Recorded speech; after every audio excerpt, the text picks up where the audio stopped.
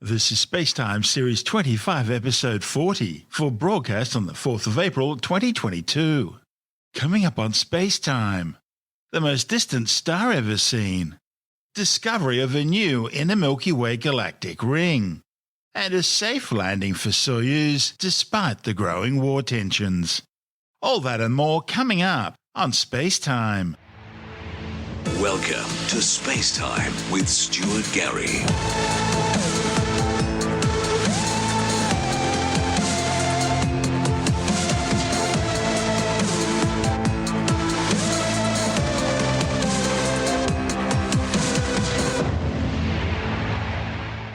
Astronomers using NASA's Hubble Space Telescope have set a new record for the most distant star ever seen. A giant, 50 times the mass of the Sun, located some 12.9 billion light-years away. The new discovery, named Earandel, which means morning star in Old English, is millions of times brighter than the Sun and could rival the most massive stars known. It existed so long ago that it had a very different chemical composition compared to more recently formed stars like our Sun. Studying Earandel will be a window into an era of the universe which astronomers are still unfamiliar with. At a distance of 12.9 billion light-years, the universe was only 7% of its current age, with a redshift of 6.2. Scientists use the term redshift because as the universe expands, light from distant objects are stretched or shifted to longer, hence redder wavelengths as it travels towards us. The new discovery, reported in the journal Nature, is a huge step further back in space-time compared to the previous single-star record holder, which was found in 2018, also by Hubble. Earandel was identified thanks to a phenomenon known as gravitational lensing. A huge galaxy cluster, known as WHL 0137-08, just happened to pass in front of the star, as seen from Hubble's viewpoint.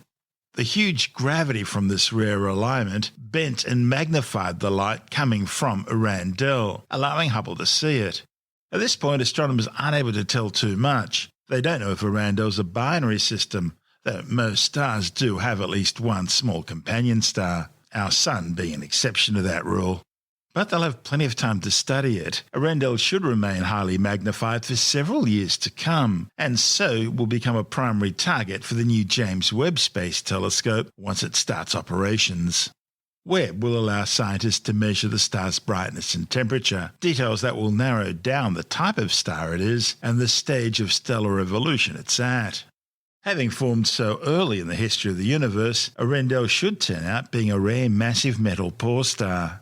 Its composition will be of great interest to astronomers because it formed before the universe was filled with all the heavy elements, which astronomers refer to as metals, which were produced by successive generations of massive stars. Now, if follow-up observations confirm that Earandel is only made up of primordial hydrogen and helium, it'll provide the first evidence of a legendary group of stars known as Population 3 stars, which are hypothesized to be the very first stars to have formed after the Big Bang 13.8 billion years ago. Until these first stars formed in what's been termed the epoch of reionization, the universe was in the so-called cosmic dark ages. But as clouds of primordial hydrogen and helium collapsed to make those first stars, the ultraviolet light they produced would reionize the universe, slowly removing its opacity and giving us the cosmos we see today. But the probability of Earandel being a Population 3 star is very slim. That's because it was formed around 500 million years after these first stars, which are thought to have only lived for a few million years, came into existence. Still, astronomers do find the prospect of seeing a Population 3 star for the first time extremely enticing. The discovery of Earandel was made from data collected during Hubble's RELIX Reionization Lensing Cluster Survey program. The study's lead author, Brian Welch from Johns Hopkins University, says the star was so much further back in space-time than the previous record holder, it was hard to believe at first, and he figured it was more likely just a foreground brown dwarf. You see, normally at these distances, entire galaxies look like small smudges, with light from billions of stars all blending together. In fact, the galaxy hosting the star, which the authors have named Sunrise Arc, has been magnified and distorted by the gravitational lensing process into what looks like a long crescent shape, hence the name.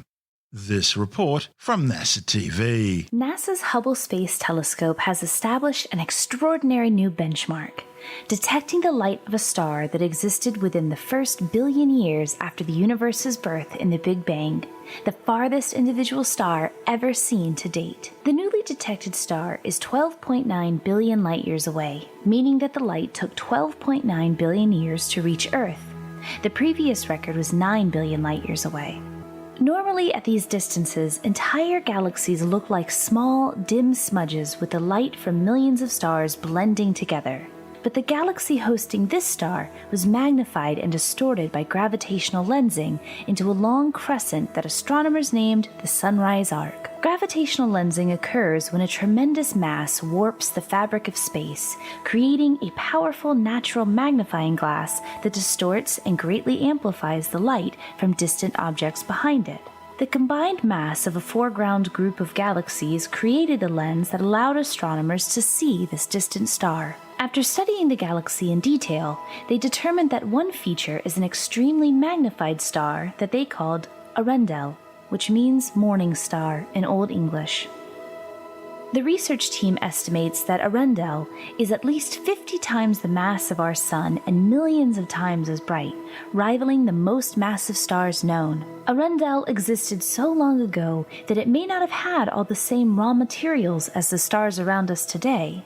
Studying Earendel will be a window into an era of the universe that we are unfamiliar with, but that led to everything we know today. This is SpaceTime. Still to come, discovery of a new inner Milky Way galactic ring, and a safe landing for Soyuz despite the growing war tensions. All that and more still to come on SpaceTime.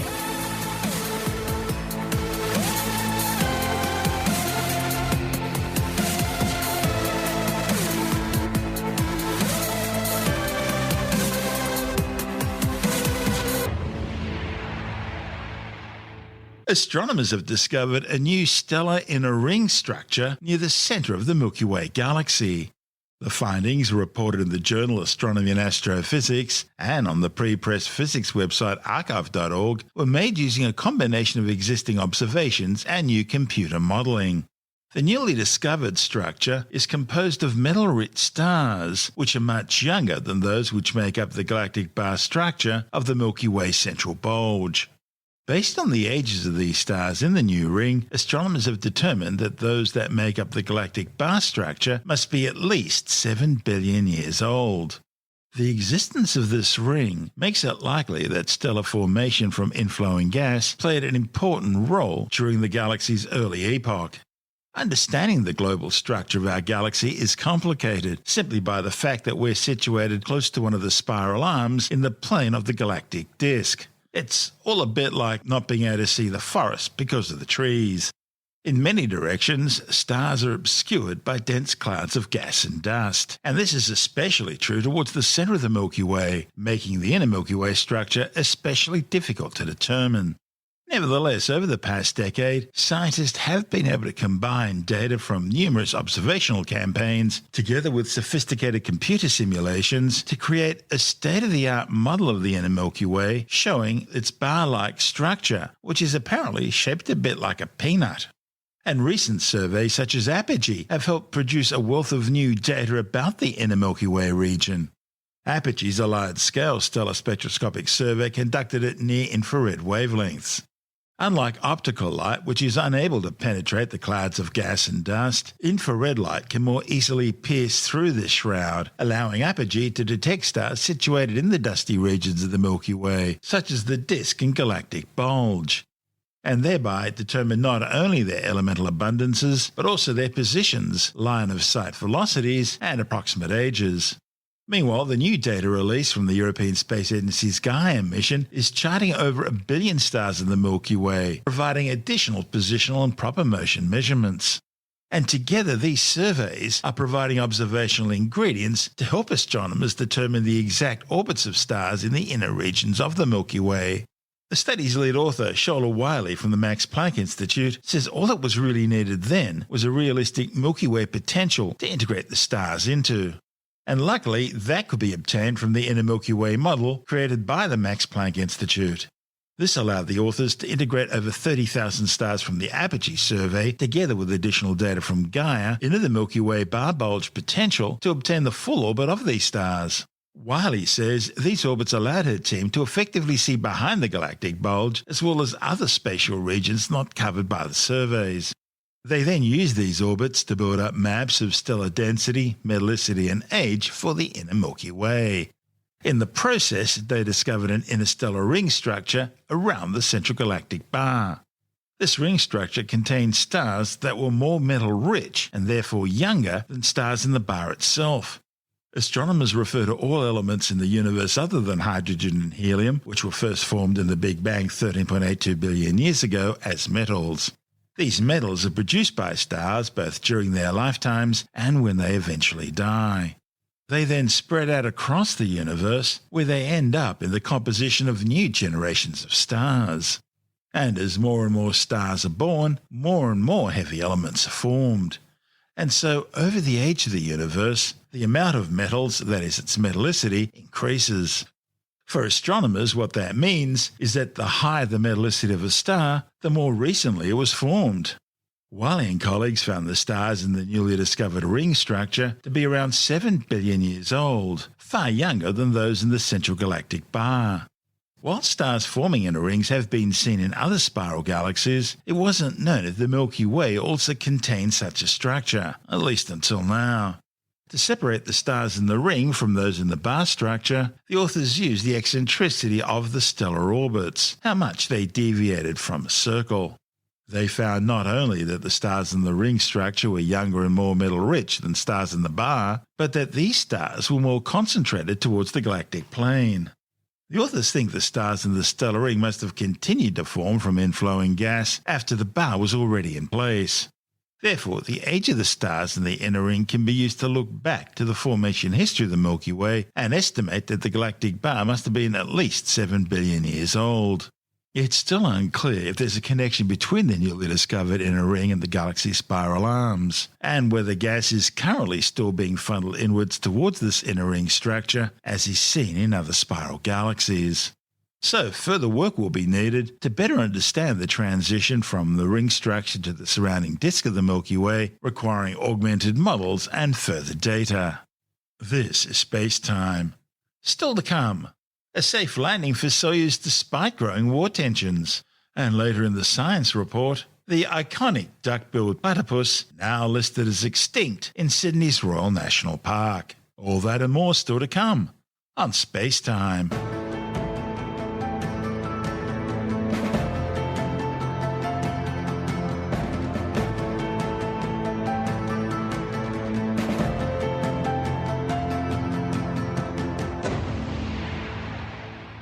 After extending the record for the longest single American spaceflight in history to 355 days, NASA astronaut Mark Vande Hei has returned safely to Earth aboard the Soyuz MS-19 spacecraft, together with 2 Russian cosmonauts.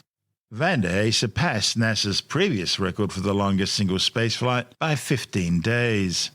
The trio landed on the frozen Kazakhstan steppe 4 hours and 6 minutes after undocking from the International Space Station. Out of the plasma regime, Anton Shkaplerov reporting that the crew is feeling great. We are about a minute away from the expected command to open the parachutes. A Soyuz MS-19 under the orange and white parachute. Less than 8 minutes before touchdown. There's one of the Russian Mi-8 helicopters as we stand by for touchdown. Touchdown. Touchdown confirmed at 6:28 a.m. Central Time, 7:28 a.m. Eastern Time, 5:28 p.m. at the landing site. Mark Vande Hei and Pyotr Dubrov back home 1 year after leaving the planet. Anton Shkaplerov, the Soyuz commander, out of the spacecraft, having completed his 4th flight into space and to the International Space Station. 708 days in space for Shkaplerov, 7th on the all-time endurance list. And Pyotr Dubrov Outside of the Soyuz capsule, 355 days in space, he and Mark Vande Hei having launched together last April 9th. And NASA astronaut Mark Vande Hei now out of the Soyuz spacecraft. The ride home aboard the Russian spacecraft came despite the escalating tensions between Washington and Moscow over Vladimir Putin's invasion of Ukraine, which has seen the slaughter of thousands of unarmed civilians by Russian forces. War tensions have bubbled over into other areas of spaceflight, with the suspension of European satellite launches on Russian rockets, jointly operated space telescopes being switched off by the Russians, Russian rocket engine sales to the United States being suspended, and the already long-delayed joint European-Russian ExoMars mission to the Red Planet cancelled and stuck on Earth for at least another 2 years. Russia had also threatened to stop cooperation aboard the International Space Station. But cooperation between Russian and Western crews has continued smoothly, with the Ukraine being kept out of conversation. Vande Hei's extended mission aboard the space station allows researchers an opportunity to observe the effects of long-duration spaceflight on humans as the agency prepares to return to the moon's surface under the Artemis program and prepare for manned missions to Mars. Vande Hei completed some 5,680 orbits of the Earth, roughly equivalent to 312 trips to the Moon and back. He witnessed the arrival of 15 spacecraft and new modules, and the departure of 14 visiting spacecraft. With the undocking of the Soyuz MS-19 from the International Space Station, Expedition 67 has officially begun. Remaining on board are 3 Americans and a German who arrived aboard their Dragon spacecraft in November, and 3 Russians who arrived 2 weeks ago aboard their Soyuz capsule. Next week, the 7 will be joined by 3 SpaceX space tourists, together with an ex-astronaut escort, for a week-long visit arranged by private company Axiom Space. This is SpaceTime.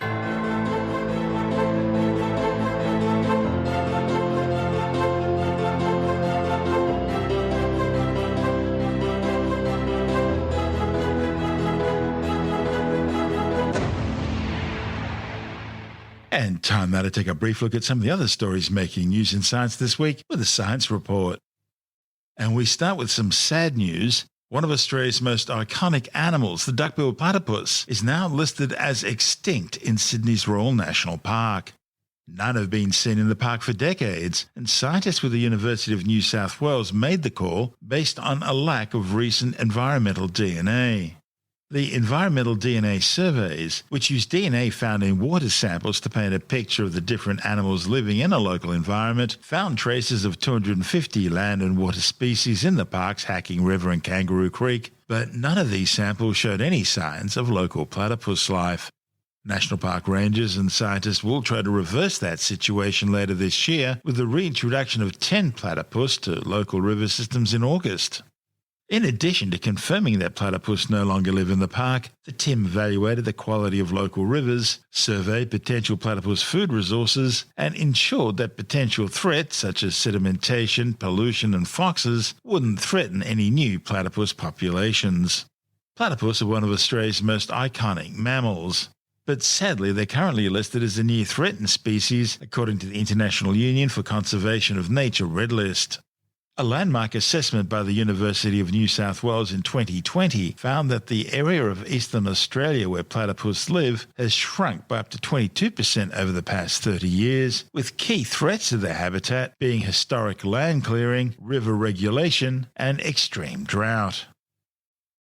A new study claims consuming 2 to 3 cups of coffee a day is not only associated with a lower risk of heart disease and dangerous heart rhythms, but also with living longer. The findings, reported to the American College of Cardiology's 71st annual scientific session, comes from the largest analysis of coffee's potential role in heart disease and death ever undertaken.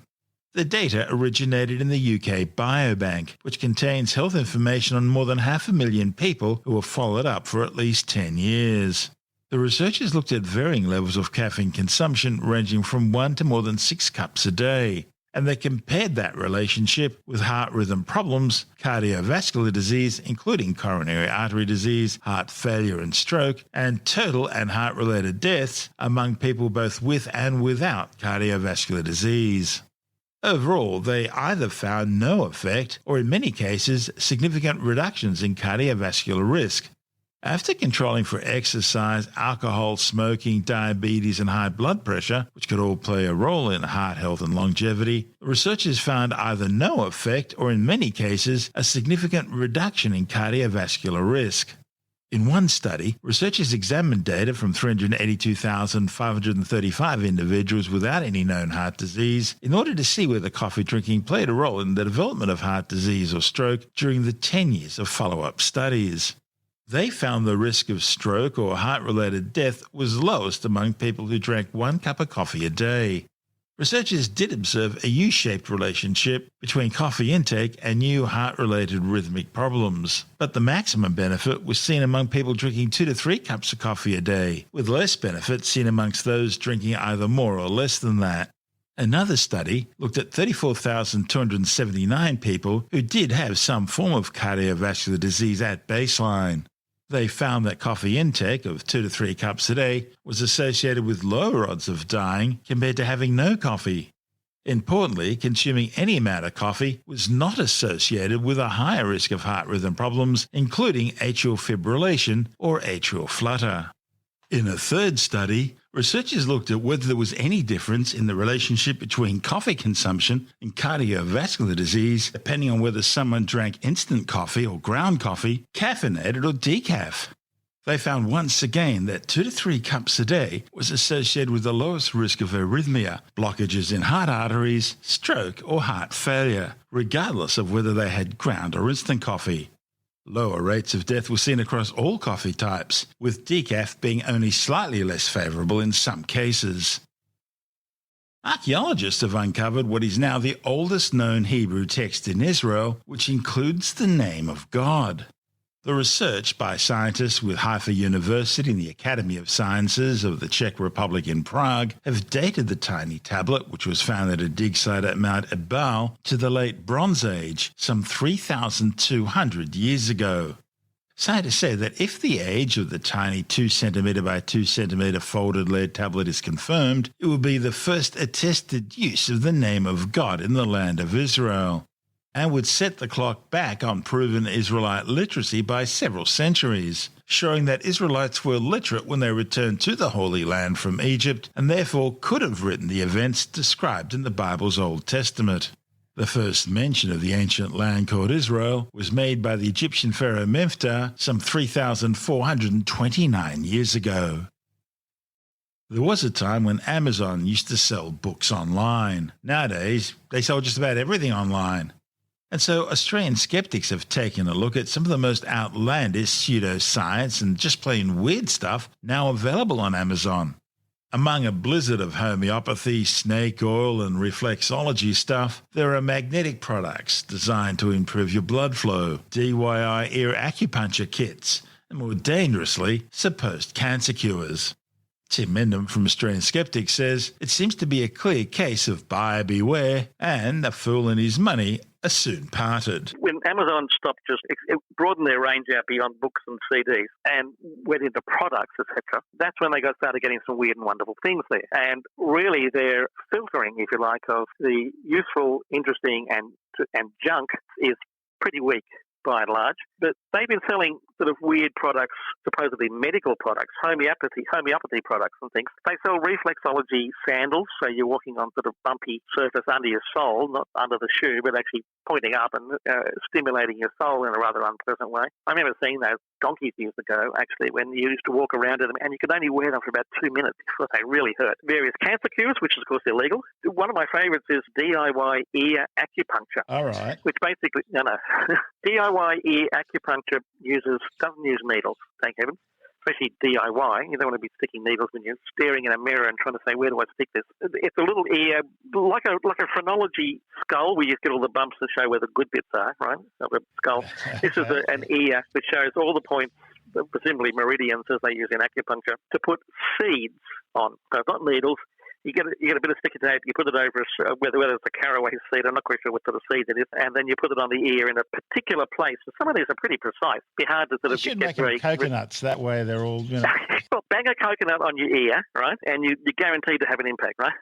Putting little seeds, caraway seeds. I mean, literally they would have to be tiny seeds, poppy seeds, that sort of thing, to actually fit in the spots that they highlight. And, of course, one of the best products they sell is actual snake oil, real live snake oil, although it's not real and it's not live. But they sell snake oil, and we sort of figure that someone might be having a little joke with that one, which comments on all the homeopathy and reflexology and acupuncture stuff that they put on there. But if they're selling cancer cures, that goes beyond just being silly, of course. So that gets into serious areas of medical products, and claiming you can cure cancer in an advertisement is actually illegal in Australia. I'm not quite sure what it is elsewhere. You could hope that some of it would just be jokes, you would hope. I mean, obviously it's snake oil, but the DIY ear acupuncture might be a cute thing to stick on your mantelpiece or something, because it looks interesting with all these little dots and things painted on it. Reflexology sandals and stuff is stuff you wear for 5 minutes and then you throw it away, because it is incredibly painful to walk on these things. And even if they're all even, even sort of the nodules are the same height, it's still very uncomfortable to walk on. Homeopathic products, as we know, don't work. There are magnetic products which don't work, all sorts of things. But you can buy a whole range of junk on Amazon, in amongst the books and the CDs and stuff like that. You can get some really, really weird things, but I would warn people against taking them too seriously or even using them in some cases. That's Tim Mendham from Australian Skeptics.